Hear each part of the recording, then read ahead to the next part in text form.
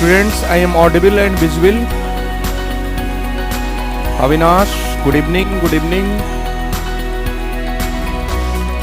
Jyoti Kumari, good evening. Welcome, welcome.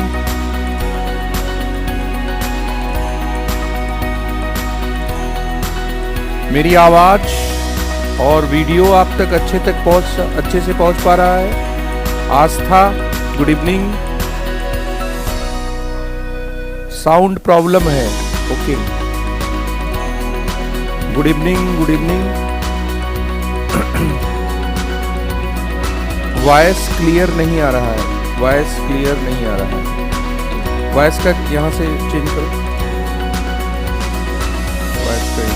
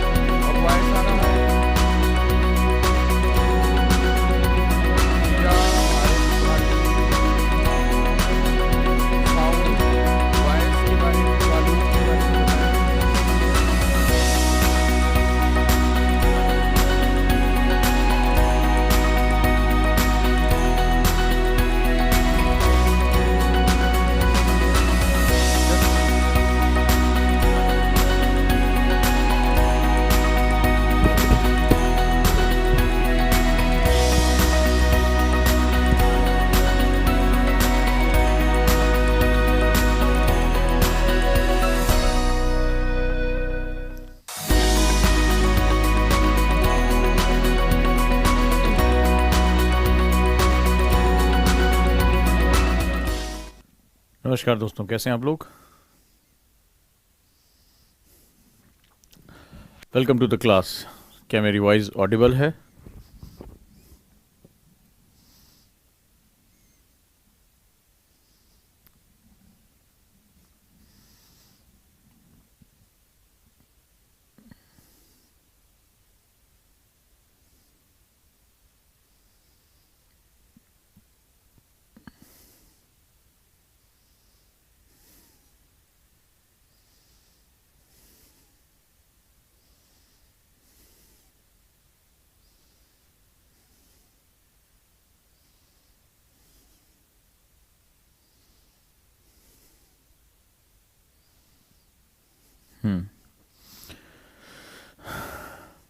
क्या आज के सेशन के लिए तैयार हैं आप लोग?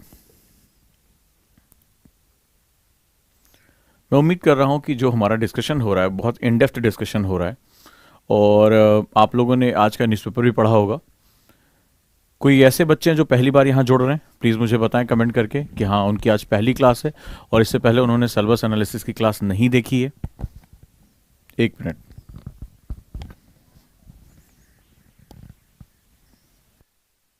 जो बीपीएससी मेंस में क्वेश्चंस पूछे गए हैं, इवन जो दूसरे स्टेट पब्लिक सर्विस कमीशन और यूपीएससी में भी जो उससे जुड़े हुए क्वेश्चंस जो पूछे गए हैं, उन क्वेश्चंस को ध्यान में रखते हुए आपको कैसे चीज़ों को करना, कैसे तैयारी करनी है, इस बात को हम लोग देखेंगे.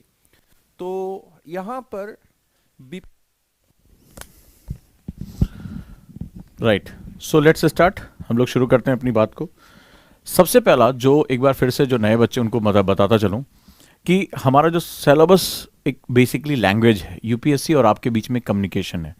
अगर आप सिलेबस नहीं समझ पाते हो तो यूपीएससी में आप कोई भी काम नहीं कर पाओगे. क्या क्या नहीं कर पाओगे? कभी भी न्यूज़पेपर आप टाइमली ख़त्म नहीं कर पाओगे. न्यूज़पेपर में क्या पढ़ना है, क्या नहीं पढ़ना है, क्या पर्पज़ है, कभी नहीं कर पाओगे. दूसरा, किताबों को आप ग्रेजुएशन के एग्जाम के स्टाइल में पढ़ोगे. जो आपकी ढेर सारी बुक्स आपको पढ़नी है वो आपको ग्रेजुएशन स्टाइल में पता चलेंगे. तो आपको यही नहीं पता चलेगा कि मुझे क्या पढ़ना है. यूपीएससी पर्पस पहले तय करता है क्योंकि ये पूरा करियर ही पर्पसफुल है, बहुत ही उद्देश्य के लिए. तो अब कभी भी जो बुक्स हैं वो आपको ऐसा लगेगा कि इसमें हर लाइन मेरे लिए इंपॉर्टेंट है, हर चीज़ इंपॉर्टेंट है.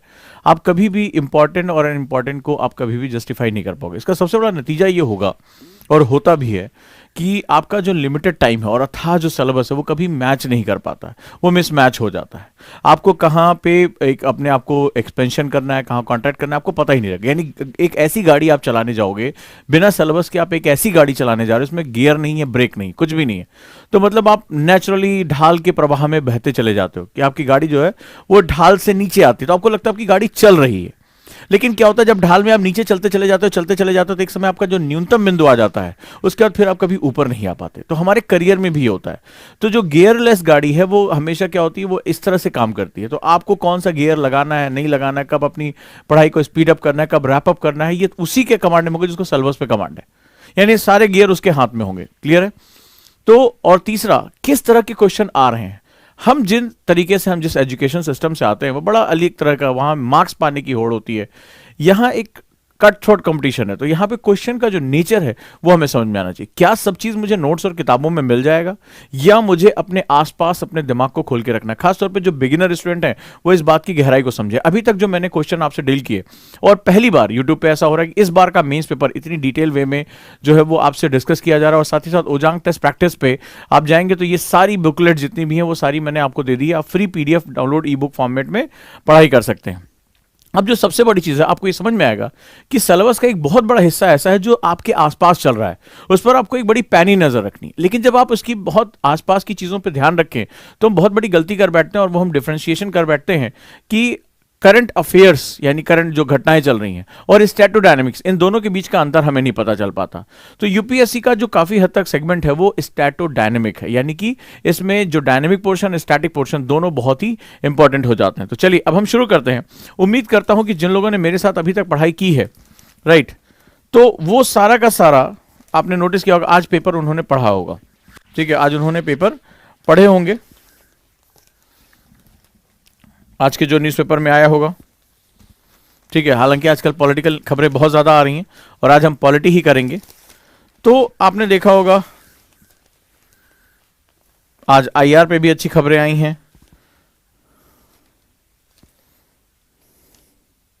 हम लोगों ने जैसे दिल्ली में महिला के साथ बहुत अभद्रता हुई, इस पर भी हमारी इस पे जो है वो बातचीत हो चुकी है, राइट।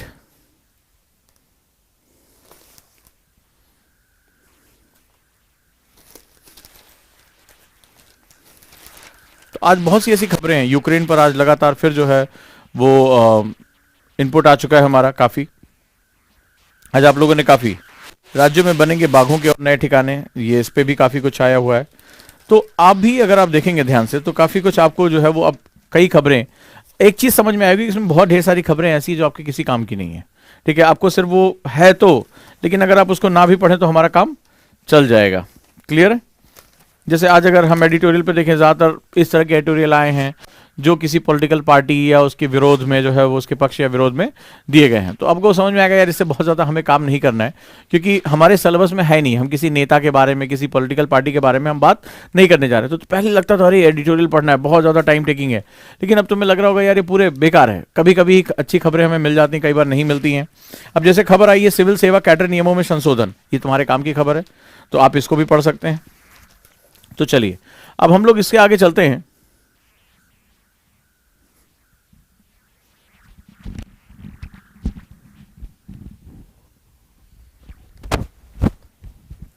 चलें, सो लेट्स स्टार्ट।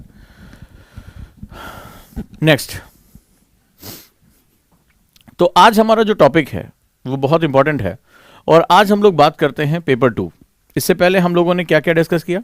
इससे पहले हम लोगों ने जो है वो ज्योग्राफी का सिलेबस डिस्कस किया, राइट। Let's start. तो कल हम लोगों ने जो है ज्योग्राफी का सिलेबस डिस्कस किया था।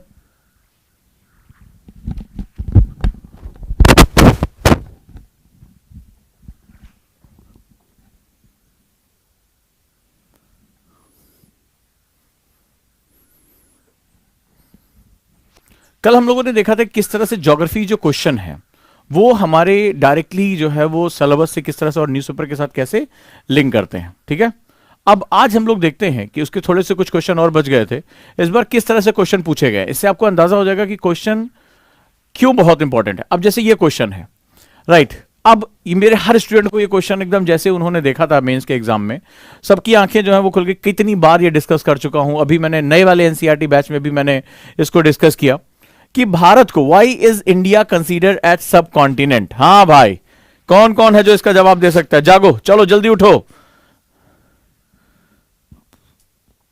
ये सर पूछा कि sir is it enough time to for 2023 attend for I am late. अगर आप डेडिकेटली केवल यूपीएससी की तैयारी कर रहे हो तो अभी 2023 में आप कर सकते हो, बट आपको जो है वो काफी मेहनत करनी पड़ेगी।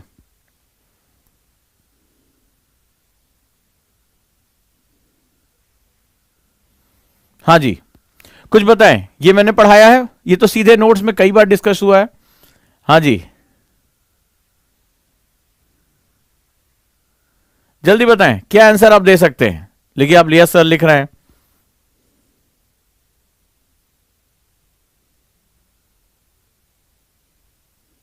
अब ये दिव्यांशी जी हैं, ये कह रहा है हाँ अब तो झेलना ही पड़ेगा यूपीएससी में। अगर झेलना वेलना जैसा शब्द है ना तो चले जाओ, निकल जाओ यहां से। रीजन ये है ना कि दबाव बढ़ता जाएगा, तो खुद का और देखो, अपने लिए तुम चाहे जितने बेईमान हो जाओ कोई बात नहीं है, अपने पेरेंट्स का पैसा मत बर्बाद करो अपनी मस्ती के नाम पे। कोशिश करो कि ईमानदार रहो। ईमानदारी बहुत इंपॉर्टेंट एक गुण होता है, हम लोग पढ़ते भी हैं पेपर 4 में, इसी के लिए कम से कम सत्यनिष्ठा, ईमानदारी। तो कम से कम अपने राष्ट्र के लिए, अपने लिए, अपने माता पिता के लिए तो कम से कम ईमानदार रह सकते हो, बाकी दुनिया के लिए कोई बात नहीं है। सो बहुत जोश के साथ आओ, ये परिवर्तन की एक जो है, जो लोग इसको एग्जाम समझ के आए हैं वो लिख लें, उनका सिलेक्शन नहीं होगा, नहीं होगा। बेकार में अपना टाइम मत वेस्ट करें। कोई फैशन थोड़े ना चल रहा कि सभी लोग आईएएस की तैयारी करें, नहीं। जिसके अंदर मैंने वेबिनार लिया था और ज्यादातर बच्चों के लिए ओपन रखा था इसको, कि वो समझें कि जब तक परिवर्तन की अलख तुम्हारे अंदर नहीं होगी, जब तक तुम्हारे अंदर एक बदलाव दूसरों के जीवन में लाने की तुम्हारे अंदर चिंगारी नहीं होगी, ये सर्विस में तुम नहीं जा पाओगे, या इस सर्विस के दबाव को नहीं झेल पाओगे। ये लिखित रख लो, ठीक है। आज नहीं, हम 2-3 साल बाद जो है मिलेंगे, फिर हम यही बात करेंगे, कोई बड़ी बात नहीं है। बहुतों को देख लिया, बहुतों को देखना बाकी है। इसको जब तक मोहब्बत तुम्हें नहीं होगी लबासना से, जब तक तुम्हारे दिलों में प्यार नहीं जमेगा कि मुझे सिर्फ मेरा प्यार ही लबासना और कुछ नहीं मेरी जिंदगी में, तब तक ये डिजायर नहीं क्लियर होगी, तब तक कभी भी आप यूपीएससी में नहीं जा पाओगे। बहुत लाखों लाखों लोगों का ड्रीम है ये, अपनी जिंदगी झोंक देते हैं इसके पीछे। कहां इतने हल्के में इसको ले रहे हो। शाबाश, ये देखो क्या जवाब आ रहा है, देख रहे हो, शाबाश, वंडरफुल, क्या बात है। लग रहा है सारे उजांकिन मुझे सुन रहे हैं यहां पे, ढेर सारे एकदम खा गए पूरे के पूरे आंसर। गुड, बहुत बढ़िया, very good. Why India is consider as सब continent, elaborate your answer. Elaborate, अब जरा आंसर राइटिंग वाले आ जाएं, जितने भी हैं आंसर राइटिंग वाले आ जाएं, जितने भी हैं, कि एलेबोरेट मतलब क्या होगा। Why, what is the meaning of that. Elaborate का मतलब क्या होगा। शाबाश, गुड, अरे वाह, क्या बात है। मुझे लग रहा है सारे एनसीईआरटी कॉन्सेप्टर के जितने मेंस के जितने बच्चे हैं सब आज एकदम छा गए यहां पे। गुड गुड, शाबाश, गुड। एंड भूषण ने लिखा है P2 यानी प्रिंसिपल 2 है। शाबाश बेटा। अच्छा, लगे हाथ बताता चलूं, मैं भूल जाऊंगा नहीं तो बाद में। कई बच्चे मुझसे पूछ रहे थे 2-3 चीजों के लिए। तो magic principle of answer writing और 1 साल की योजना 23 मार्च से जो है इसकी क्लास शुरू हो रही है। और इसके जो लिमिटेड रजिस्ट्रेशन होते हैं, क्योंकि इसमें कॉपियां चेक करना बड़ा मेहनत वाला काम होता है, तो इसमें लिमिटेड एडमिशन ही होते हैं, तो वो भी जो है वो शुरू हो गया है इसका रजिस्ट्रेशन।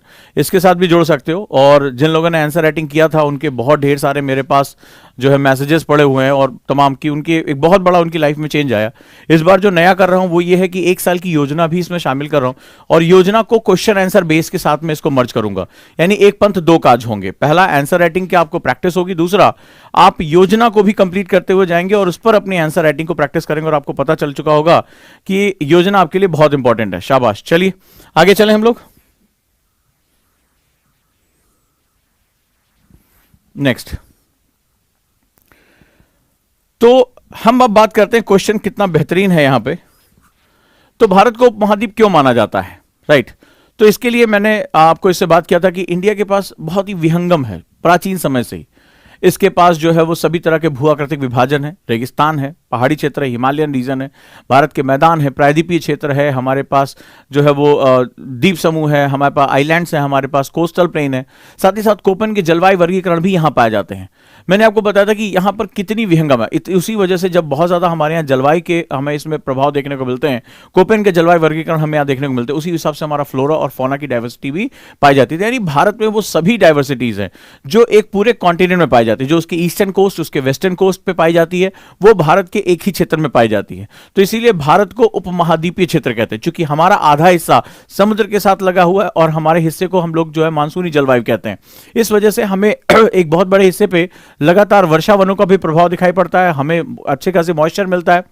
हिमालय जैसी ऊंचाई होना यानी तुंगता यानी कि जो है वो हाइट होने की वजह से सडनली हमारा जो है वो हम ट्रॉपिकल रीजन में होने के बावजूद हमें टेम्परेट का भी जो है वो क्या मिलता है, हमें स्वाद मिलता है और हमें टेम्परेट जो है जलवायु देखने को मिलती है। उसी हिसाब से हमारा फ्लोरा फौना वहां पे लगातार चेंज होता चला जाता है, हमारा जंतु जगत, हमारा जलवायु, हमारा जो वनस्पति जगत है वो लगातार इस हिसाब से चेंज होता है।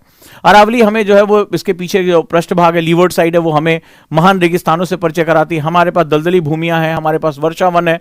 तो प्रकृति में एक महाद्वीप के पूरे हिस्से में पाई जाने वाली जो विकट जलवायु है, कोल्ड डेजर्ट हमारे यहाँ है, हॉट डेजर्ट हमारे यहाँ है, ठीक है। लद्दाख जहां कोल्ड डेजर्ट के रूप में है, वहां थार जो है वो हॉट डेजर्ट के रूप में है। हमारे पास जो है वो वृष्टि छाया प्रदेशों के रूप में सह्याद्री है। हमारे पास जो है वो दो दो रिचार्जेबल पॉइंट है, जहां पर अरब सागर और बंगाल की खाड़ी से हमारा मानसूनी जलवायु क्या होती है, वो मॉइस्चर लैडन होती है, वो रिचार्ज होती है और हमारे यहाँ बहुत बड़े भूभाग पर वर्षा जो है कराई जाती है। हमारे पास सबसे बड़ी खास बात है कि हिमालय जैसी जो चोटियां पाई जाती हैं, जो हमारे लिए एक जलवायु विभाजक यानी क्लाइमेटिक डिवाइडर का काम करती हैं और साइबेरिया से आने वाली ठंडी हवाओं को हमारे यहाँ रोकती है, इसीलिए हमारे यहाँ एक विशेष प्रकार की जलवायु पाई जाती है। तो ये सारी जो चीजें हैं वो भारत को उपमहाद्वीपीय रूप में प्रस्तुत करती हैं। तो ये तो कई बार क्लास में डिस्कस हो चुका है।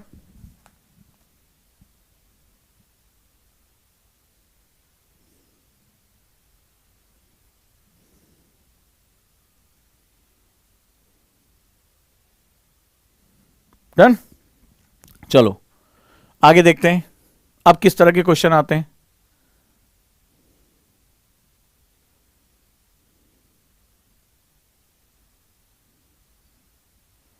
अच्छा क्वेश्चन है ये, ध्यान से समझो इसको। ज्योग्राफी के क्वेश्चन देखने की कोशिश करो क्या है। कह रहा है briefly mention the alignment of major mountain ranges of the world and explain their impact on the local weather condition with example. विश्व की प्रमुख पर्वत श्रृंखलाओं के संरेखण का संक्षेप में उल्लेख करिए। अलाइनमेंट का मतलब होता है ये डायरेक्शन किधर की किधर। जैसे भारत की अगर हम हिमालय पर्वत की बात करें तो इसका मुख्य विस्तार हमें पूरा पश्चिम दिखाई पड़ता है, यानी कि वेस्ट टू ईस्ट हमें मूवमेंट दिखाई पड़ता है बहुत बड़ा। इसी वजह से जब भारत में दक्षिणी पश्चिमी मानसून आता है तो ये इसको रोक कर जो है भारतीय क्षेत्र में इसको घुमाने का कार्य करता है, राइट।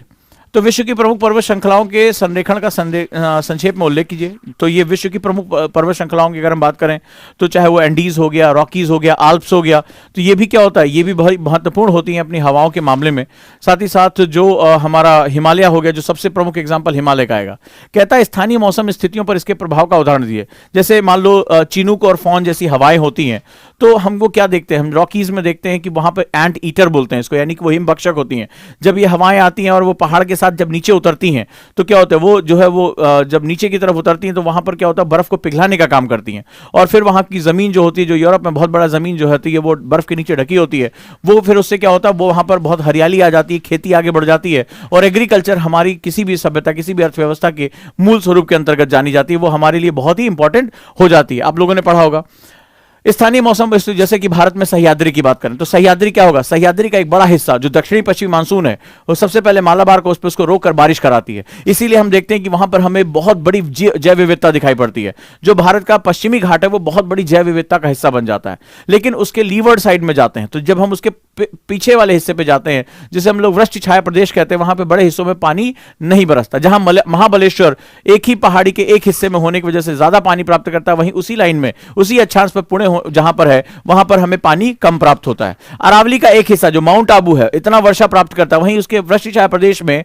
वो क्या होता है, हमें रेगिस्तानी जलवायु पाई जाती है। तो आप रेगिस्तान आपके लिए बुरा है, लेकिन अगर प्रकृति के हिसाब से देखेंगे तो उसमें क्या होगा, प्रकृति के हिसाब से ये विविधता को तय करता है। स्थानीय मौसम पे हमें अलग अलग प्रकार के प्रभाव हमें यहाँ पे देखने को मिलते हैं। तो इस प्रकार से जो है वो पहाड़ का एक हिस्सा, ये जो पर्वत होते हैं, अगर ये हवाओं के रास्ते में पड़ रहे हैं तो ये पर्वतीकृत वर्षा यानी ओरोग्राफिक रेन का रीजन बनते हैं। पढ़ाया है कि नहीं पढ़ाया है, बताओ।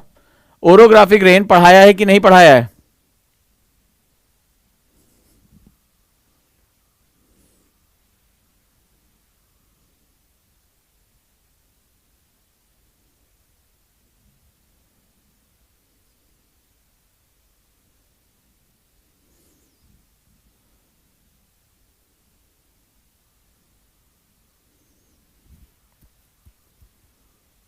डन।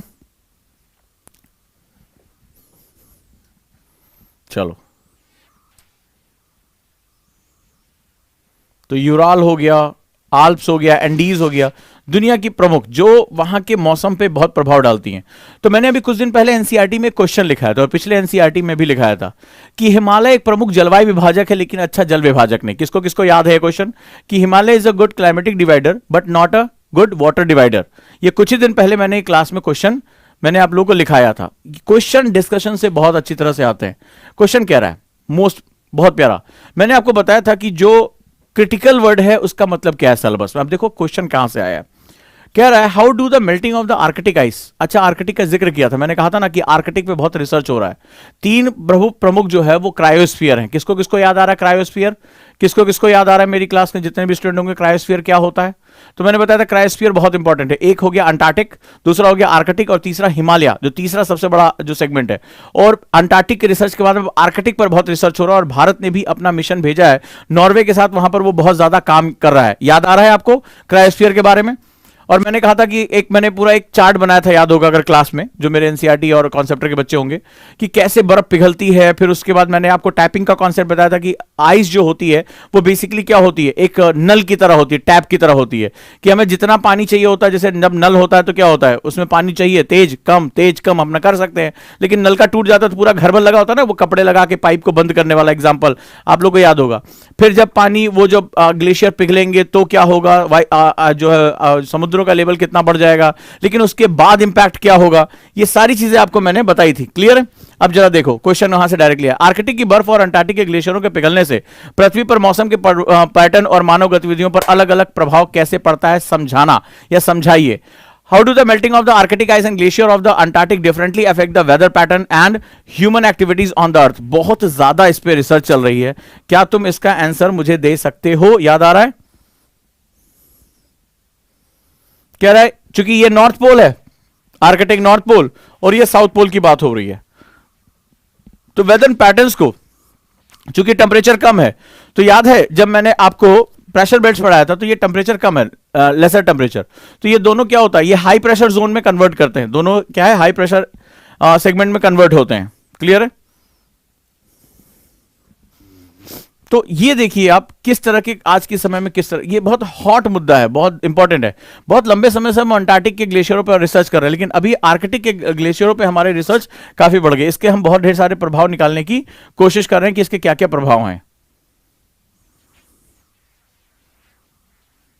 तो आप इसके क्वेश्चन जो है लिखने की कोशिश करिए और ओटीपी पे चले जाइए और इसकी बुकलेट मैंने अपलोड करा दी है। ठीक है, अब यहां पर देखिए कि वो क्या क्या आप कर सकते हैं। Next one, discuss the multi dimensional implication of the uneven distribution of the mineral oil in the world. विश्व में खनिज तेल के असमान वितरण के बहुआयामी प्रभावों की विवेचना कीजिए। सीधे सीधे डायरेक्टली क्वेश्चन आया हुआ है। और मतलब कि दुनिया भर में जैसे खाड़ी देश है, उनके पास बेहिसाब तेल है। हाँ, अभी आपने रशिया का ब्लॉक देखा, उसके पास भी ऑयल है, नेचुरल गैस है, लेकिन भारत चीन जैसे देशों के पास अपना नेचुरल ऑयल नहीं है, लेकिन सबसे ज्यादा इकोनॉमिक ग्रोथ में ये इन्वॉल्व है। भारत भी है, चीन भी है, इनकी जो खनिज की जरूरतें बहुत ज्यादा हैं। नतीजा क्या हो रहा है, क्या इससे जो तेल उत्पादन करने वाली वो है, आपने देखा भारत में अभी जो हमारे ईंधन की कीमतें कितनी ज्यादा बढ़ गई। तो लोग सरकार को सीधे सीधे गाली देते हैं, सरकार ऐसा करी, लेकिन पूरे दुनिया से जो ओपेक कंट्री थी उन्होंने तेल के उत्पादन को कंट्रोल कर लिया था। वो उतना ज्यादा जो है वो कच्चा क्रूड ऑयल निकाल ही नहीं रही थी। तो नतीजा क्या हो रहा, पर बैरल कॉस्ट बढ़ती चली गई। सिर्फ आपके देश में नहीं, पूरी दुनिया में बढ़ी।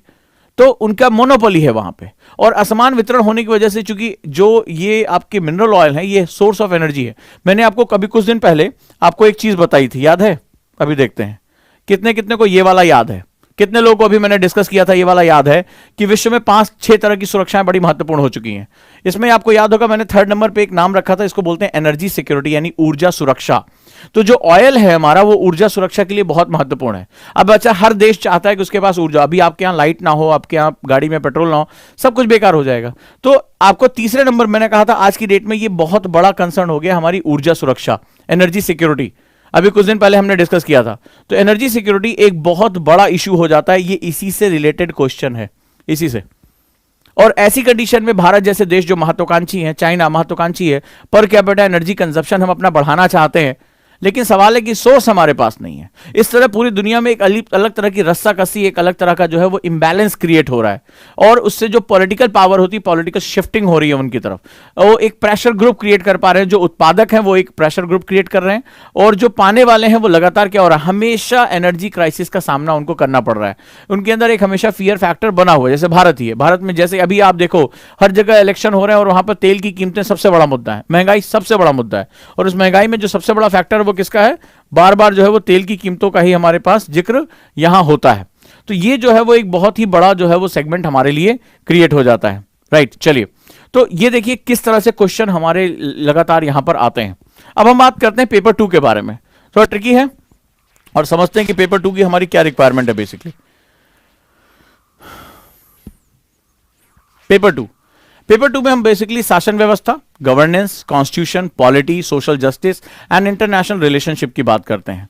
यानी शासन व्यवस्था, संविधान, शासन प्रणाली, सामाजिक न्याय तथा अंतर्राष्ट्रीय संबंध। अब ये हमारा पेपर 2 का सिलेबस है, ठीक है। ये भी 250 मार्क्स का होता है हमारा। और चूंकि जो अभी तक मैं सिलेबस डिस्कस कर रहा हूं जानबूझ के, देखिए पेपर 1 के जो पार्ट हैं वो प्री में भी हैं। अगर आप इतिहास है, प्री में भी है, मेंस में भी है। जो इंडियन सोसाइटी है वो प्री में भी वहां से क्वेश्चन आते हैं, मेंस में भी क्वेश्चन आते हैं। जो ज्योग्राफी है वो प्री में भी पढ़ाई जाती है, मेंस में। अभी जैसे कई बच्चों ने मुझे मैसेज किया, सर अभी अभी आपने कुछ दिन पहले एनसीईआरटी में पढ़ाया था, एनसीईआरटी की क्लास में पढ़ाया और आप मेंस का क्वेश्चन हमसे हो रहा है कि नहीं हो रहा है, इंडियन सब कॉन्टिनेंट वाला क्वेश्चन। तो लगातार, और जिन्होंने पहले डिस्कस किया था उनसे तो खैर ज्यादा क्वेश्चन हो जाएंगे। तो इसी तरह पॉलिटी भी एक ऐसा पार्ट है जो प्री में भी उतना इंपॉर्टेंट है और मेंस में भी उतना इंपॉर्टेंट है। तो जब भी आप तैयारी करें तो आप ये ध्यान रखें कि कॉमन क्या होता है। जैसे मैं कॉन्सेप्टर फर्स्ट ईयर में 5 कॉमन सब्जेक्ट पढ़ाता हूं, जिसको मैं मदर ऑफ ऑल ब्रांचेस बोलता हूं, यानी कि वो सभी आगे जितने भी सब्जेक्ट हैं उनका बेसिक है कॉन्सेप्ट। इसको मैं फंडामेंटल 5 बोलता हूं। History, geography, polity, science and economy, ये बेसिकली फंडामेंटल 5 हैं। आगे जितने भी सब्जेक्ट होंगे इन्हीं के डेरिवेटिव निकलते हैं, इन्हीं से ही व्युत्पन्न होकर अदर सब्जेक्ट बनाए जाते हैं। इसीलिए सबसे पहले जो फर्स्ट ईयर होता है उसमें कॉन्सेप्टर फर्स्ट ईयर में हम लेवल 1 में इन 5 सब्जेक्ट को बहुत एलेबोरेट तरीके से, बहुत फंडामेंटल समझते हुए इसके बारे में अपनी तैयारी करते हैं। फिर जब हम सेकेंड लेवल में जाते हैं तो इनके डेरिवेटिव, इनके हायर स्टैंडर्ड की तरफ हम पढ़ते हैं। चलिए आगे चलते हैं। तो यहां पे हमारे पास क्या क्या टॉपिक है जो हमारे लिए समझना बहुत जरूरी। पहला कहता है भारतीय संविधान। संविधान क्या है, सबसे पहला क्वेश्चन तो यही है। इंडियन कॉन्स्टिट्यूशन, ये कॉन्स्टिट्यूशन की एक बेसिक डिफिनेशन। आप ऐसा तो नहीं है कि दूसरे ग्रह से आए होगे, ई गोला कौन सा है, ये तो क्वेश्चन नहीं पूछोगे। तो तुम्हें बताओ कि संविधान शब्द, हमारा संविधान, जब ये बात भारतीय संविधान की बात हो रही है, संविधान क्या है आपकी नजर में, क्या है ये कॉन्स्टिट्यूशन, हम क्यों पढ़ने जा रहे हैं। अपना एक भूमिका बनाओ। जब भी कुछ शुरुआत करो तो एक क्वेश्चन पूछो, हम क्यों पढ़ने जा रहे हैं, हम क्या पढ़ेंगे, हमारा अप्रोच क्या होगा, हमारे लिए ये महत्वपूर्ण क्यों है। अब मुझे बताओ, अभी तक तुमने नाम तो सुना, भारत में रहने रहे हो, कितनी बार तुमने गणतंत्र दिवस मनाया होगा, कितनी बार जो है वो 15 अगस्त मनाया होगा, स्वतंत्रता दिवस। तो हमारा संविधान बेसिकली है कि तुम्हारी नजर में क्या है ये, तुम मुझे बताओ।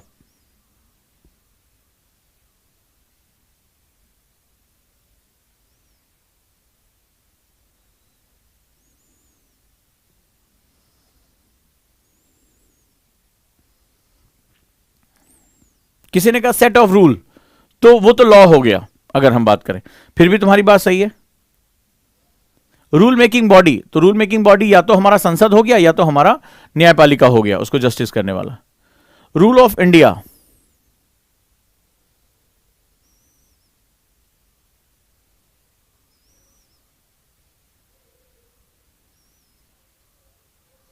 रिटन डॉक्यूमेंट जिसमें लॉज हैं, किसी ने लिखा राइट्स हैं। गुड, सोच के देखो कॉन्स्टिट्यूशन क्या होता है, ये जो क्वेश्चन लिखो अच्छा सभी लोग। हाँ, ये बहुत अच्छा आया है बबली कश्यप ने, बहुत सही, शाबाश। इन्होंने एक बात कभी मैं बोलूंगा, पहले आप लोग अपनी बात कहो। भारत में रूल्स एंड रेगुलेशंस, ओके। तो अगर ये रूल्स एंड रेगुलेशन, हमारा संविधान अगर रूल्स एंड रेगुलेशन है तो आईपीसी क्या है, इंडियन पीनल कोड क्या है, आप मुझे बताएं। अगर कॉन्स्टिट्यूशन रूल्स एंड रेगुलेशन है तो आईपीसी क्या है।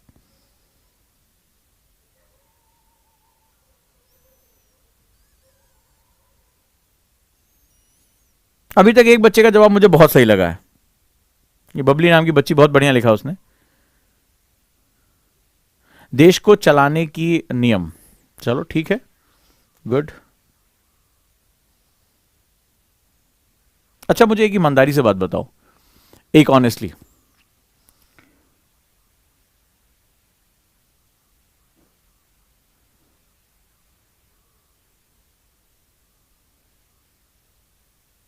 Constitution is a type of document. Which type of document, my boy? ठीक है, किस तरह से? कितनी बार ये तुमने शब्द सुना होगा लेकिन तुम सही शब्दों में इसकी व्याख्या नहीं कर पा रहे। मुझे ईमानदारी से बताओ, कॉन्स्टिट्यूशन, संविधान शब्द, अभी तो जुमा 2 दिन भी नहीं हुए हैं, ठीक है, 26 जनवरी को हम गणतंत्र, हमारे संविधान की स्थापना, कितना कुछ न्यूज चैनल, अब तो आजकल इंफॉर्मेशन बैठी पड़ी है।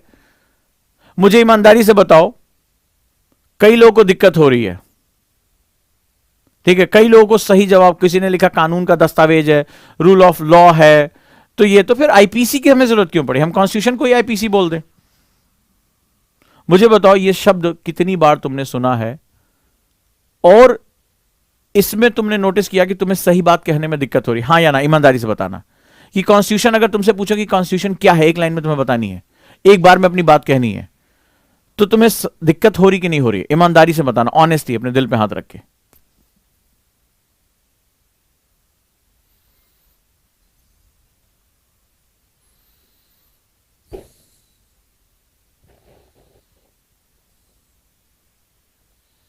मतलब बोल तो तुम रहे हो, लिख रहे हो, लेकिन जो एक इंपैक्ट क्रिएट करने वाला, एक बच्ची का मुझे जवाब बहुत अच्छा लगा, एक इंपैक्ट करने वाली चीज जो है उसको, मतलब अगर मैं तुमसे कहूं गागर में सागर, या पंच लाइन, या इंटरव्यू में बोलने वाली लाइन, उसमें हमें बोलने के लिए एक लाइन मिल रही है, तो वो इंपैक्ट क्रिएट करने वाली लाइन, तो हो रही की दिक्कत, मुझे ईमानदारी से बताओ या नहीं?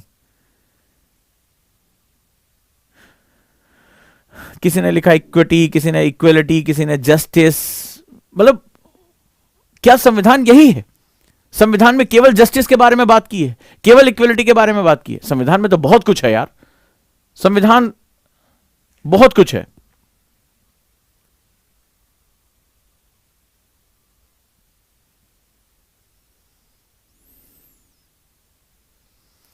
क्यों दिक्कत हुई? और ये शब्द ईमानदारी से बताना, भारतीय संविधान, इंडियन कॉन्स्टिट्यूशन, ये शब्द तुमने हर किसी ने इससे पहले सुना होगा, हर किसी ने सुना होगा। कोई ऐसा नहीं आज की डेट में जिसने भारतीय संविधान शब्द को इससे पहले नहीं सुना। मैं तुम्हें यही एक लाइन ड्रॉ करना चाहता हूं, यही एक लाइन। मैंने आज से पिछली क्लास में कहा था, इंफॉर्मेशन और अंडरस्टैंडिंग में जमीन आसमान का अंतर होता है। जिस दिन तुम ये अंतर समझ गए कि इंफॉर्मेशन हो जाना, अरे भारतीय संविधान पढ़ना है, भारतीय संविधान पढ़ना है, सर लक्ष्मीकांत पढ़ना है, डीडी बसु पढ़ना है, पहले जानो तो ये क्या है। तुमने ये शब्द हजारों बार तुमने सुना होगा, लेकिन तुमने कभी रुक कर सोचा कि संविधान को अगर एक लाइन में मुझसे कोई कहे बताने को, तो ये क्या है?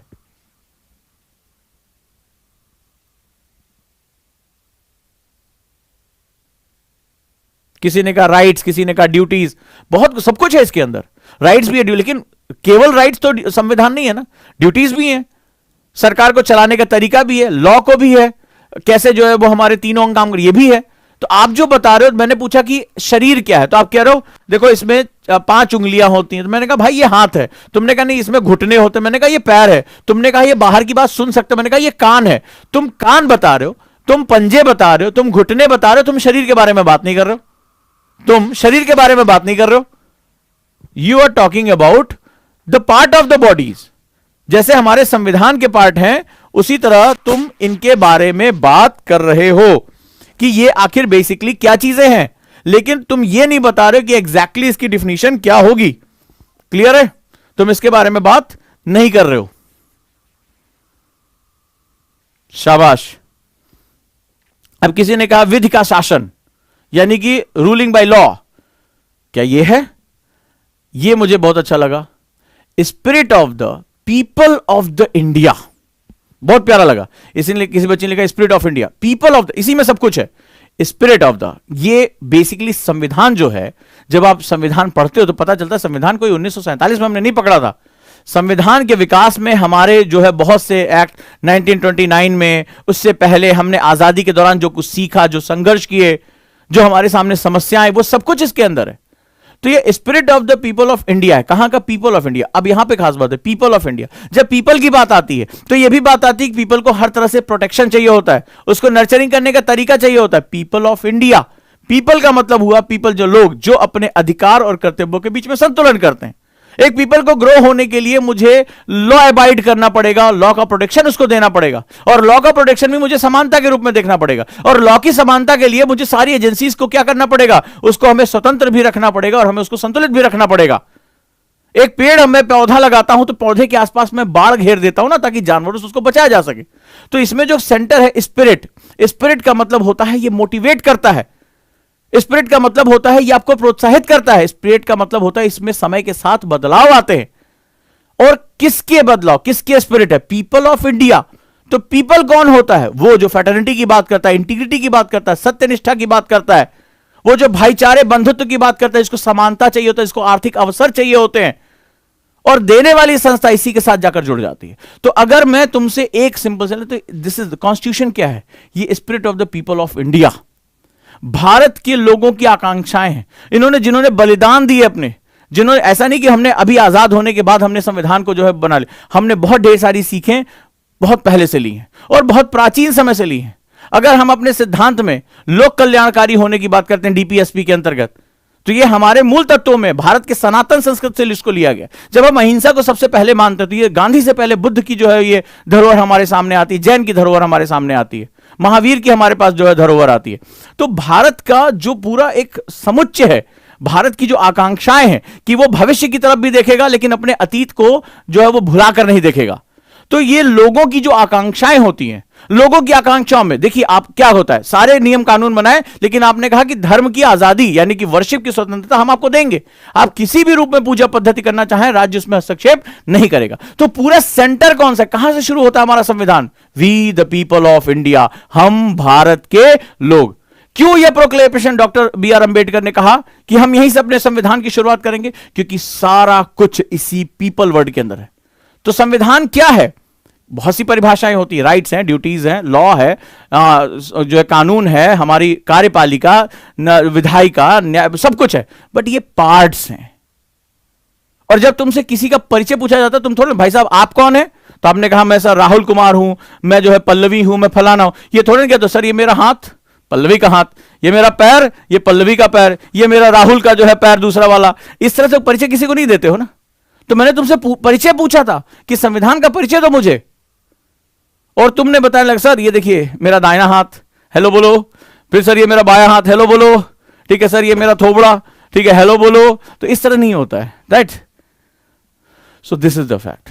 और स्पिरिट्स क्या होती है? स्पिरिट परिवर्तित होती रहती है। जैसे किसी बच्चे ने लिखा कि sir it is organic document, ये सब हमें पढ़ाया जाता है, बट मैं तुम्हें यही प्रूव करना चाहता हूं, ठीक है? अब जैसे किसी बच्चे ने लिखा कि संविधान एक मूलभूत ढांचा है, फलाना है, ठिकाना है, ये सब तो किताब की चीजें हैं। इतना वक्त तुम्हें बोलने में लगा, थोड़ा इंटरव्यू बोर्ड से कहो ए सर रुकिए रुकिए रुकिए, बोलने दीजिए सर, अब आप क्वेश्चन पूछा, बोलने दीजिए, अब बस आप सुनिए सर, 2-2.5 घंटा मैं आपको बताऊंगा सर, पार्ट में ये है, पार्ट में 2 है, पार्ट में 3 पोर्ट। ऐसा नहीं होता है, ठीक है? तो जब किसी को परिचय देने जाते हो तो बोला बेटा आपका नाम क्या है, तो आप अपना नाम बताते हो। ये थोड़ा कहते हो मेरा दाहिना हाथ का नाम मैंने जो है वो गज्जू कुमार रखा है, बाएं हाथ का नाम मैंने हाय हेलो बोलो, ये नहीं होता है। आप यही कर रहे थे। I am not asking about the parts of the constitution, I am asking कि संविधान क्या है। मेरा क्वेश्चन बड़ा सिंपल सा था, लेकिन सिंपल चीजें हमें कहां समझ में आती हैं? हम तो बड़े कॉम्प्लेक्स हैं ना बाय नेचर, हमें बताएगा उफ आईएएस की तैयारी करनी है। सो नाउ मैं एक लाइन ड्रॉ करने की कोशिश कर रहा हूं। मेरे सभी नए बच्चे जो चाहे खुद से तैयारी कर रहे हो, मेरे साथ करें, इससे कोई मतलब नहीं है, कहीं और भी पढ़ें, दिल खोलकर सुने। जब कोई भी टीचर आकर खड़ा हो तो उसका दिल खोलकर सुना करें उसको, ठीक है? और उससे भी बड़ी बात है अपना दिमाग खोलकर सुने। तो सुने कि मैं बार बार एक लाइन की जो इंफॉर्मेशन होती है और जो अंडरस्टैंडिंग होती है, इसके बीच की जो बारीक रेखा जो पार कर जाता है, one who walk the line, ये रेस जीत जाता है। ये बड़ी पतली सी रेखा होती है, ज्यादातर बच्चों को नहीं पता होता। और मैं गारंटी के साथ कहता हूं 100% लोगों ने संविधान शब्द को इससे पहले सुना था, जाना था, कुछ ना कुछ उसके बारे में पढ़ा होगा। सब किताब भी तुमने लक्ष्मीकांत पढ़नी है, डीडी बसु पढ़नी है, सुभाष कश्यप पढ़नी है, कितनी बार तो मैं ही बता चुका हूं। लेकिन कभी रुक के सोचा कि मुझे कभी एक लाइन में बात करनी तो मैं कैसे इंपैक्ट क्रिएट करूंगा? 275 नंबर इंटरव्यू में रखे, वहां थोड़ा तुमसे कहेंगे अरे सर रुकिए, चलो चलो पीठ फीट लगा ले, थक गए सर इंटरव्यू देते हैं, अब आप बताएंगे संविधान, अब 2-2.5 घंटा सुनिए सर। बोलेंगे उठो बेटा निकल लो, अगले साल आना, इस साल बहुत तुमने टाइम बता लिया, राइट? किसी ने लिखा कि लोगों के द्वारा लोगों के लिए बनाया गया शासन, वो तो डेमोक्रेसी की परिभाषा होगी। मैं संविधान पूछ रहा हूं, संविधान पूछ रहा हूं। अब कोई तुमसे पूछे बेटा बताओ दाल कैसे बनती है, तो उसमें ले लो कि उड़द ले लो, चावल ले लो, तो उसमें मसाला डाल दो, हल्दी, बोले तो खिचड़ी बनती है। बोले मैं पूछ रहा हूँ दाल कैसे बनती है, फिर बोले अच्छा एक काम करो सब्जी ले लो, चावल ले लो और मटर ले लो, इसमें मसाला डाल दो, बोले वो तो बेटा पुलाव हो गया। मैं पूछ रहा हूं दाल कैसे बनती है, उसको छोड़कर तुम सब कुछ नहीं बता सकते हो। फोकस करो क्वेश्चन क्या कहता है आपसे, राइट। चलिए,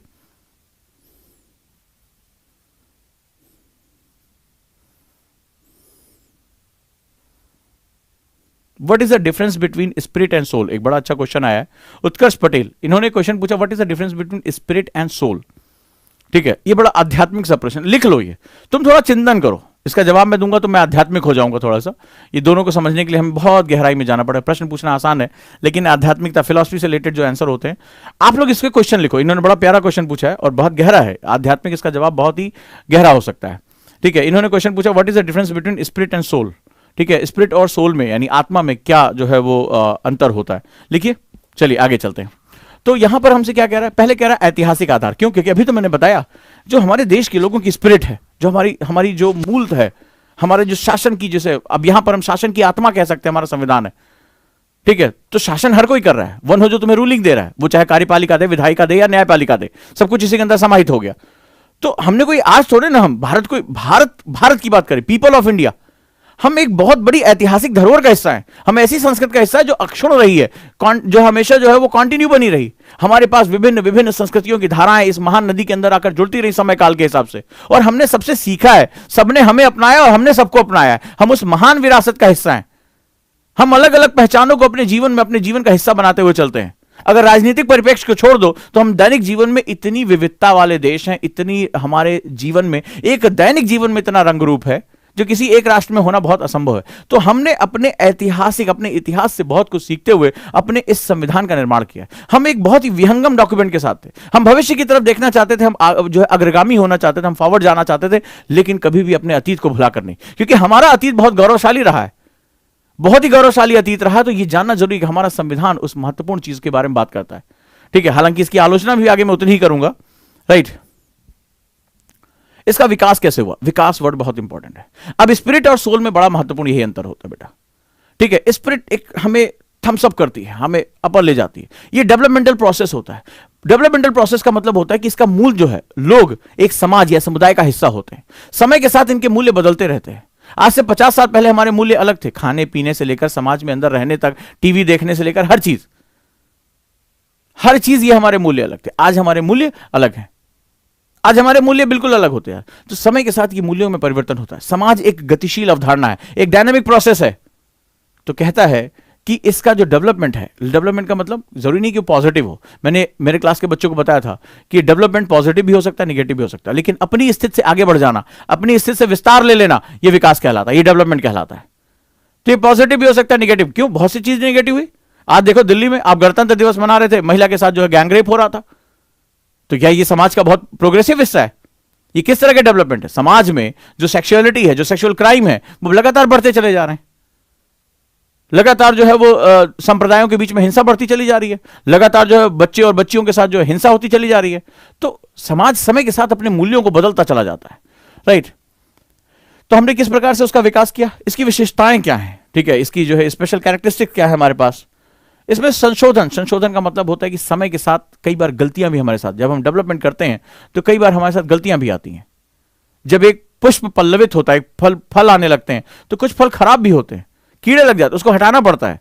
तो हमने समय समय पर संशोधन भी किए। यही बताता है कि हमारी स्पिरिट है ये महत्वपूर्ण प्रावधान और बुनियादी संरचना, यानी संविधान की बुनियादी संरचना क्या है और इसके महत्वपूर्ण जो प्रोविजंस हैं वो क्या क्या हमारे पास इंपॉर्टेंट प्रोविजंस हैं। तो संविधान को पढ़ने का हमारा नजरिया ये रहेगा। दूसरा कहता है संघ एवं राज्यों के कार्य तथा उत्तरदायित्व, यानी कि जो हमारा केंद्र हो गया, सेंटर हो गया और हमारे स्टेट्स हो गए, तो उनके क्या वर्क है, उनके फंक्शंस क्या है, उत्तरदायित्व, उनकी रिस्पॉन्सिबिलिटी क्या है। संघीय ढांचे से संबंधित विषय एवं चुनौतियां। संघीय ढांचे का मतलब फेडरल स्ट्रक्चर, यानी सेंटर और स्टेट्स क्या वो कोऑपरेटिव फेडरलिज्म का हिस्सा हो सकते हैं, क्या सहयोगात्मक संघवाद का हिस्सा हो सकते हैं, या केंद्र डोमिनेट करेगा जो स्टेट्स के ऊपर। क्या स्टेट्स को अगर ऑटोनॉमी दे दी जाए तो क्या हम लोग इतने प्रबुद्ध हैं, क्या हम लोग इतने जागरूक हैं? क्योंकि हमारे सेंटर में कौन है? We the people of India. तो पीपल है कहां? कभी कभी पलट के देखना भारत में तो लोग तुम्हें गायब दिखाई पड़ेंगे। हम मॉब हैं, हम भीड़ है। क्योंकि लोग जो होते हैं बड़ा गहरा वर्ड होता है। लोग सोच सकते हैं, लोग सिर्फ अपने अधिकारों की मांग नहीं करते, अपने कर्तव्यों की भी बात करते हैं। हम हर समय किसी से कुछ मांगेंगे नहीं, हमें कुछ अपने राष्ट्र को देने की भी हमारी बारी होती है। पर सवाल है कि जहां आज भारत में अगर आप जो रीजनल पॉलिटिक्स की तरफ जाते हैं, या कई बार हम हमारे संसाधन इतने कम हैं, हमारी महत्वाकांक्षाएं ऐसी हो जाती कि आज आप देखिए, आज आप उत्तर प्रदेश का चुनाव देख लीजिए, आज आप बिहार के जो इलेक्शन होंगे फिर देखिएगा, तमाम स्टेट्स के इलेक्शन, कहां तक बात चली जाती है, कितनी गहरी बात चली जाती है, हिंदू मुस्लिम, जाट मुस्लिम, ब्राह्मण मुस्लिम, पता नहीं क्या क्या बातें होती चली जा रही हैं, और ये डिवीजन लाइन कितनी गहरी होती चली जा रही है। ये हमारे समाज का कैरेक्टर है। देखने समय तुम्हें पता है, चुनाव के समय ये सब कुछ निकल कर आता है। पॉलिटिकल पार्टी सिर्फ अपने ही ग्रुप के बारे में बात करेंगे, राष्ट्र बहुत पीछे छूट जाता है। छोटी छोटी पहचानों को पकड़ लेते हैं वो, कि कहां से इतनी ग्रुपिंग करेंगे और कहां हम जो है वो इलेक्शन जीत जाएंगे। तो ये भी भारत का एक चरित्र है। और सबसे बड़ी बात है कि आज सारा उत्तरदायित्व, डेमोक्रेसी में उत्तरदायित्व हमें दिया गया था, वोटिंग राइट हमें दिया गया, लोगों को दिया गया, और लोग अगर अपनी छोटी छोटी पहचानों को लेकर इतना ज्यादा संघर्ष करेंगे तो फिर राष्ट्र कहां रह जाएगा। आज इलेक्शन में वोटिंग करते समय राष्ट्र किसको याद आ रहा? अगर ऐसा आता तो एक अपराधी क्यों जीत जाता, एक बाहुबली क्यों जीत जाता, एक जातीय समीकरण बनाने वाला व्यक्ति क्यों जीत जाता? जीत रहा है और धड़ल्ले से जीत रहा, हर पार्टी उसको दे रही है। जो जितना ज्यादा उपद्रवी है उसके जीतने के चांस उतने ज्यादा है। तो ये जिम्मेदारी किसकी थी? हमारी थी। तो हम वाकई में पीपल, जो वर्ड हमारे लिए संविधान में इस्तेमाल किया गया था, हम वाकई में पीपल हैं। हम थोड़े बहुत पीपल हो के तो हम राइट्स केवल मांग रहे हैं, ड्यूटीज बिना कभी ड्यूटीज के राइट्स कभी संतुलित हो सकता है। अधिकारों में तुमसे सब कुछ मांग लो, मेरा निजता का अधिकार दो, मेरा खाने का अधिकार दो, मेरा इसका अधिकार दो, लेकिन मेरी ड्यूटीज कहां है? क्योंकि एक बच्चा पढ़ने का अधिकार मांग रहा है तो एक शिक्षक को पढ़ाना कर्तव्य भी तो है। आप मुझे बताइए, है या नहीं है? अगर एक बच्चा कहता है कि शिक्षा मेरा अधिकार है, मुझे प्राथमिक शिक्षा मेरा अधिकार है, तो पढ़ाने वाला ईश्वर थोड़े ना आएगा। पढ़ाने वाला टीचर, वो जो स्कूल में है, जो सैलरी ले रहा है लेकिन स्कूल नहीं जाता, वो पढ़ाने नहीं जाता, उसके कर्तव्यों की क्या बात है? अगर एक मरीज कहता है कि अच्छा स्वास्थ्य पाना मेरा अधिकार है, तो डॉक्टर की ड्यूटी कहां है कि उसको उस समय सरकारी अस्पताल में होना चाहिए था? वो क्यों कहता है मेरे निजी क्लिनिक पे आना, यहां पे इलाज नहीं होगा? तो जब तक अधिकार और कर्तव्यों का संतुलन स्थापित नहीं होगा, तब तक कभी भी पीपल नहीं कहलाएगा वो। और जब तक पीपल वो नहीं कहलाएगा, तब तक कभी भी याद रखिएगा, we the people of India, संविधान का मूल तत्व ही, जो उसकी स्पिरिट है, जो उसका सोल है, वो दोनों के दोनों हमेशा क्या रहेंगे? डाउन रहेंगे। इस बात को बड़ी गहराई से याद रखिएगा, इस बात को बहुत गहराई से समझिएगा। हम आज भी संसाधनों की कमी की वजह से हम अपने राइट मांगे, क्योंकि राइट के साथ हमारा जो एक डिमांड है वो इसके साथ चिपकी हुई है कि मुझे ये दे दो, मुझे दे दो। हम यहां तक चले जाते हैं, कहते हैं कि तुम हमसे वोट ले लो, ड्यूटी नहीं है कि मैं तुम्हारी राजनीतिक विचारधारा से प्रेरित होऊंगा, मैं सिर्फ और सिर्फ तुमसे कह रहा हूं कि भैया तुम मुझे इस इलेक्शन में क्या दे दोगे? मेरे घर में टीवी दे दोगे, मुझे जो है वो कुछ पैसा दे दोगे, मुझे ये दे दोगे, ले जाओ वोट, तुम्हें जहां ले जाना है। क्योंकि मेरे वोट में अब राष्ट्र नहीं है, मेरी निजी जरूरतें हो गई हैं, मेरी जो पर्सनल नीड्स हैं वो हो गई हैं। ऐसा नहीं कि भारत का हर व्यक्ति ऐसा कर रहा है, लेकिन ऐसा कर रहा है, यह बड़ा जरूरी है। और ऐसा नहीं होता तो आज की डेट में देखिए, फलाना पार्टी का नेता ढिकाना पार्टी में, ढिकाना पार्टी का नेता फलाना पार्टी में, अचानक से रातों रात विचारधाराएं बदल जा रही हैं, अचानक से रातों रात विचारधाराएं बदल जा रही, अचानक से एक पार्टी, आपने देखो पूरा छीछा लेदर चल रही है इस समय। मतलब राजनीति एक विचारधारा के साथ खेली जाती है, पूरा जीवन उसके साथ लग जाता है, राज करने की नीति है। और रातों रात इस पार्टी से उस पार्टी, उस पार्टी से उस पार्टी, अचानक से शासन खत्म हुआ तो एक आदमी को लगता है अरे मेरे जाति का कुछ अच्छा नहीं हो रहा है, मेरे धर्म का कुछ अच्छा नहीं हो रहा है, मेरे साथ कुछ अच्छा नहीं हो रहा है, रातों रात शफलिंग। हर चुनाव में तुमने देखा क्या धबाधब जो है वो क्या चल रही है, शफलिंग चल रही है। अचानक से रातों रात कभी घर वापसी हो रही है, कभी राजनीतिक विचारधारा बदल जा रही है, रातों रात राजनीतिक विचारधारा बदल जा रही है। क्यों? क्योंकि देश की जनता, उस व्यक्ति को पता है कि ये मेरा वोट बैंक जो है ना, मेरी जाति का है, मेरे धर्म का है, मेरे कास्ट का है, ये मेरी राजनीतिक विचारधाराओं पे बदल जाने पे चप्पल नहीं खोलेगा। ये जानता है कि हम तो भैया के साथ हैं, भैया कहीं भी जाएं, हमें राजनीतिक विचारधारा, हम तो व्यक्ति विचारधारा के साथ जुड़ गए, हम व्यक्तिगत हो गए, हम पर्सनल हो गए हैं, क्योंकि हमारी जाति का है, हमारे धर्म का है, हमारी बात कर रहा है बस केवल, हम केवल समूह के रूप में हैं, हम राष्ट्र के रूप में नहीं है।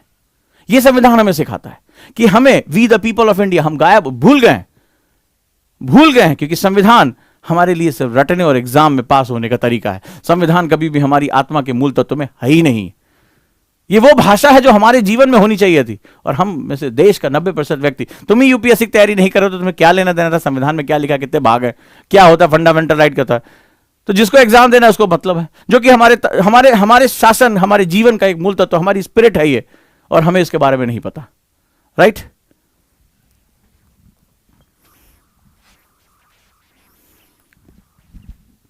अगला, विभिन्न घटकों के बीच में शक्तियों का पृथक्करण। शक्ति, पावर, क्या कह रहा है? Separation of power between various organs. Power, ये शक्ति जो है बड़ा खतरनाक शब्द होता है। शासन के साथ शक्ति अपने आप आती है। जब आप आईएएस बनोगे तब भी आएगी, कोई सीएम बन जाता है, पीएम बन जाता है, शक्ति आ जाती है। शक्ति के साथ एक बड़ा अजीबोगरीब से, शक्ति के साथ सर पर अहंकार अपने आप आता है। और जब अहंकार आता है तो आदमी जो है वो ब्रह्मास्म, अहम ब्रह्मास्म, मैं ही ब्रह्म हूं, इसी में वो चला जाता है। वो सर्वशक्तिमान होता है। रावण के समय से हमें बचपन से बताया गया था कि देखो, वो रावण था, सर्वशक्तिशाली हो गया था, लेकिन अहंकार ने क्या किया? वो 10 सिर वाले दशानन को भी इस संसार से विदा कर दिया। जो अमृत प्राप्त कर नाभि को, अमृत को नाभि में लिए घूम रहा था, वो भी मारा गया। तो शक्तियां जो होती हैं टकराव का कारण बन जाती हैं, क्योंकि शक्तियां स्पेस लेती हैं, शक्तियां अपनी जगह जो फैलाती हैं। तो जिस व्यक्ति को, चाहे वो अभी आप देखो पंचायत के इलेक्शन हो गए, वहीं से शुरू हो जाता है बवाल, वहीं से शुरू हो जाता है। हत्याएं हो रही है कि नहीं हो रही है? सारी शक्तियां हैं। ये शक्तियां अलग अलग ग्रुपों को पकड़ने की कोशिश करती हैं। ये इसको क्या करती है? बांटती हैं।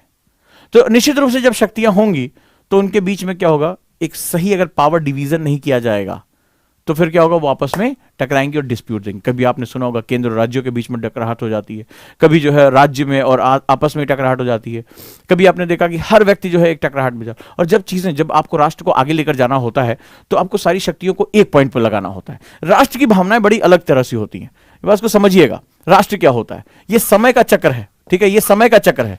तो ये हमारी क्षेत्रीय शक्तियां हुई, ये हमारी राष्ट्रीय भावना होती है, ठीक है? ये हमारी रीजनलिज्म हो गया, ये रीजनलिज्म है, ये हमारा नेशनलिज्म है।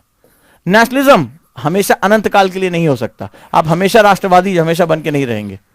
लेकिन नेशनलिज्म में क्या होगा? बहुत ही कम समय में आपको बहुत ढेर सारी एनर्जी की जरूरत पड़ती है। जब मैं और तुम सभी लोग अपने भेदभाव भूलकर सिर्फ अपने पूरे चिंतन में राष्ट्र को लेकर आते हैं। हम जब कोई भी काम करते हैं हम ये समझते हैं कि मेरे राष्ट्र पर इसका क्या प्रभाव पड़ेगा, ना कि मेरी जात पर क्या प्रभाव पड़ेगा, मेरे धर्म पर क्या प्रभाव पड़ेगा, मेरे क्षेत्र, मेरे भाषा के लोगों पर क्या प्रभाव पड़ेगा।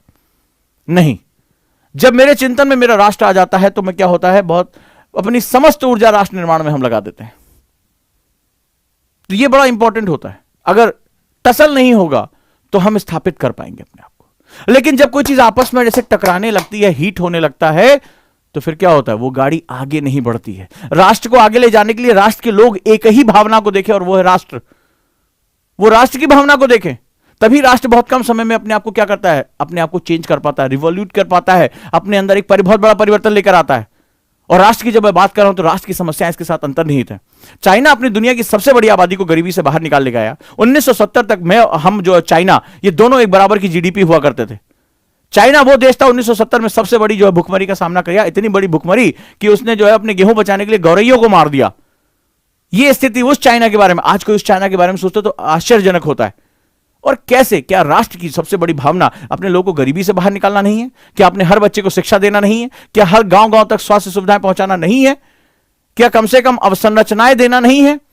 सरकार का मतलब केवल सरकारी नौकरी देना नहीं होता है। सरकार का मतलब होता है तुम्हें आत्मनिर्भर बनाना, कि तुम किसी से मांगो नहीं, चाहे वो नौकरी ही क्यों ना हो, अपने लिए रोजगार खुद पैदा कर सको, अपनी आजीविका का साधन खुद पैदा कर सको। सरकार का काम है अवसंरचनाएं देना।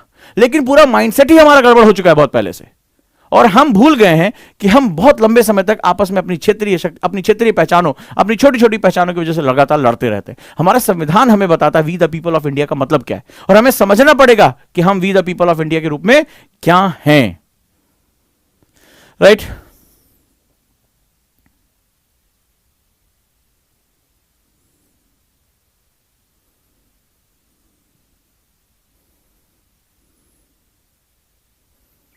आशा ने लिखा कि प्लीज बताएं कि एक लाइन में संविधान क्या? बता तो दिया, spirit of the people of India. इतनी देर से यही बात चल रही थी, वही बात हो गई।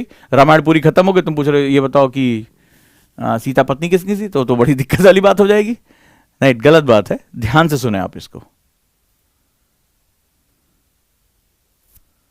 क्लियर है?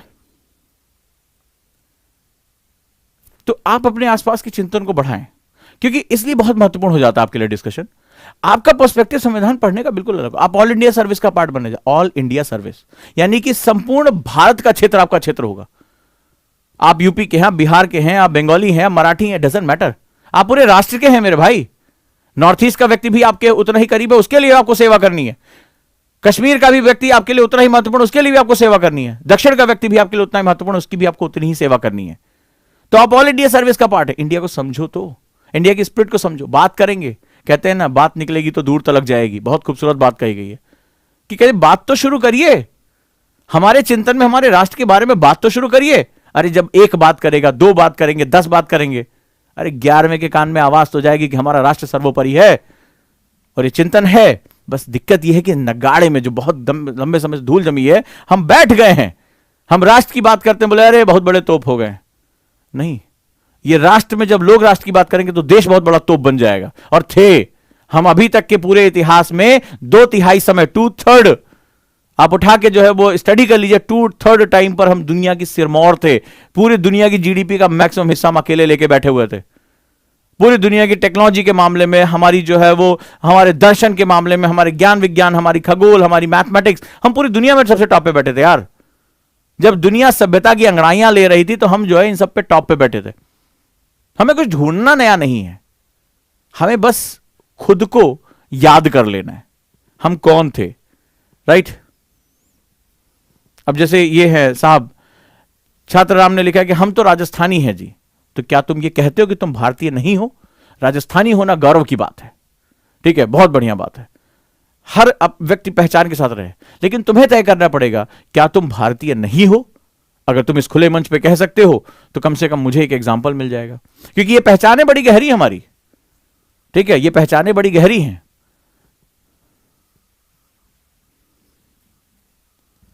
क्लियर है? तो उम्मीद करता हूं आज के डिस्कशन से आपको कुछ नए पॉइंट्स मिले होंगे, आपने अच्छे तरीके से इसको समझा होगा। अब इस पे मैं जब मैं क्वेश्चन कराऊंगा तो जैसे कई बच्चों ने कहा कि संविधान क्यों बनाया गया, क्या भारत में डेमोक्रेसी स्थापित होना सही कदम था, तो डिस्कशन में निकलेगा।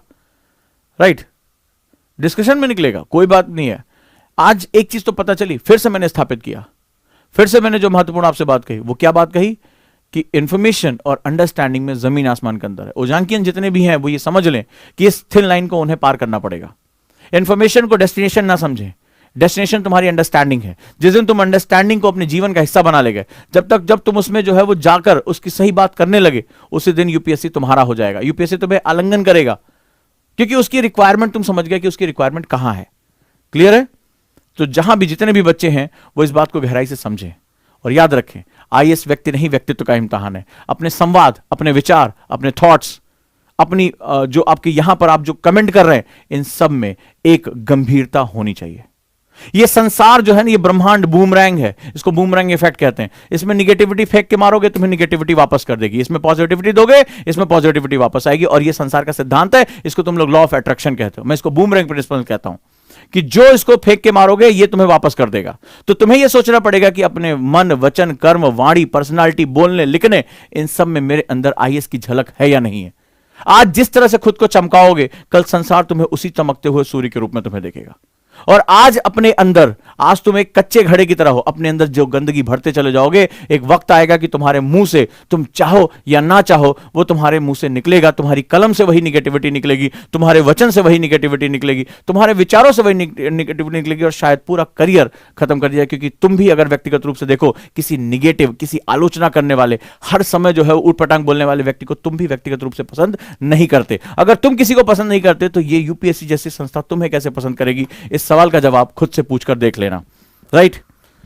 तो चलिए, उम्मीद करता हूं कि हम लोग आगे बढ़ते रहेंगे, समझते रहेंगे, पढ़ते रहेंगे, और सभी लोग कॉन्सेप्टर बैच के साथ जुड़े हुए हैं, पूरी ताकत के साथ जुड़े रहिए, एनसीईआरटी बैच के साथ जुड़े रहिए। और सबसे महत्वपूर्ण है कि आप में से लगातार जो कह रहे थे कि सर आंसर राइटिंग के बैच हमारे लिए जरूरी है, साथ ही साथ योजना भी इस बार में लेकर आए हूं, तो इसके साथ भी जुड़े रहिए। और इसके रजिस्ट्रेशन शुरू हो चुके हैं। इसमें मैं थोड़ा सा लिमिटेड स्टूडेंट ही रखता हूं, कॉपियां चेक करना बड़ा मुश्किल काम होता है, ठीक है। तो आगे हम लोग नेक्स्ट क्लास में डिस्कस करेंगे इस पर क्वेश्चन किस तरह से आए हुए हैं। राइट? तो कॉन्सेप्टर बैच मैंने आपको बताया था कि 27 से लेकर 30 तारीख तक, इसमें 27 जनवरी टू 30 जनवरी, 31 जनवरी, इसमें इंस्टॉलमेंट में एडमिशन चल रहे हैं। आप लोग इसके साथ भी जुड़ सकते हैं, दिए गए नंबर पे भी आप कॉल कर सकते हैं, 87507 111 00, 87507 111 22 और 87507 111 44। राइट? किसी भी चीज की जानकारी के लिए यहां जोड़ सकते हैं। जो प्री स्पेशल में जाना चाहते हैं, सीसेट 1 तारीख से शुरू हो रहा है विजयन सर के साथ, उसके साथ भी आप जुड़ सकते हैं। आप सभी का बहुत बहुत बहुत धन्यवाद। जो भी बच्चे खुद से तैयारी कर रहे हैं उसके साथ अपने अच्छे से वो प्रिपरेशन करते रहें।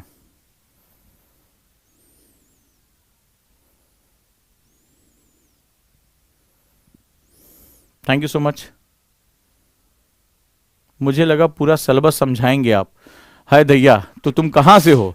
ये देखो, ये आए हैं कभी कभी, अरे पैराशूट स्टूडेंट, तुम्हें पैराशूट इंस्टेंट का इतने दिन से सिलेबस तो समझा रहा हूं, अभी इसके बाद भी क्लास लूंगा कि नहीं लूंगा मैं? तो अभी आज जो डिस्कशन हुआ, सिलेबस का मतलब तुम समझते क्या हो? ये जो सिलेबस का मतलब ये समझ रहे थे कि मैं ऐसे ऐसे लिखता चला जाऊंगा, हाँ चलो लिखो, तो ये इनको लगेगा सिलेबस। अरे इससे अच्छा तुम इसको डाउनलोड कर लो ना भाई, क्यों इतना जो स्मार्ट करो वर्क। सवाल है कि ये जो शब्द था उसको तुमने समझा क्यों नहीं इससे पहले? इसके बारे में तुमने जब शब्द सुना तो सोचा क्यों नहीं? मैं तुम्हें यहां सोचने के लिए प्रेरित कर रहा हूं, सोचने के लिए मजबूर कर रहा हूं। ये सोचना जिस दिन शुरू कर दोगे उस दिन तुम्हें समझ में आएगा कि यूपीएससी चाहता क्या है। यूपीएससी की डिमांड पूरी करनी है, वो तुम्हारे हिसाब से नहीं झुकेगा। बहुत ताकतवर संस्था है, बहुत ताकतवर संस्था है वो तुम्हारे ऊपर नहीं जाएगा कि तुम बाबू हो, तुम अपने जो पापा मम्मी ने तुम्हें घी का लड्डू खिला के भेजा, जाओ बाबू पढ़ लेना, वो बाबू अब नहीं देखता है। ठीक है ना, कि वो पूछेगा मेरे बाबू ने खाना खाया क्या, वो भी इससे मतलब नहीं है। सिंपल सा उसका मतलब है तुम उसकी डिमांड पूरी करो। ठीक है, वो अपनी डिमांड इसके थ्रू समझा रहा है। अभी तक जो सिलेबस एनालिसिस हुआ तुमने देखा एक एक शब्द के अंदर कितने कितने पार्ट्स अंदर चलते चले जाते हैं। क्लियर है? और कल जब जो है पेपर जब आए तो सुबह उठकर आप अभी तक मैंने जितना पढ़ा है उसमें से खबरें निकालने की कोशिश करिए कि इतने हमारे पॉइंट्स पूरे हो गए। ये हैबिट आपकी होनी चाहिए। फिर से समझा रहा हूं, जो नए बच्चे हैं वो ये समझ लें कि ये हैबिट आपकी होनी चाहिए कि न्यूज़पेपर अब अपने हिसाब से निकालना शुरू कर दें। चलिए, आंसर राइटिंग वो सभी ज्वाइन करें जिनको नीड है। Answer writing need based, answer writing skill है। आंसर राइटिंग एक ऐसा कला है जिसको आपको सीखना ही पड़ेगा।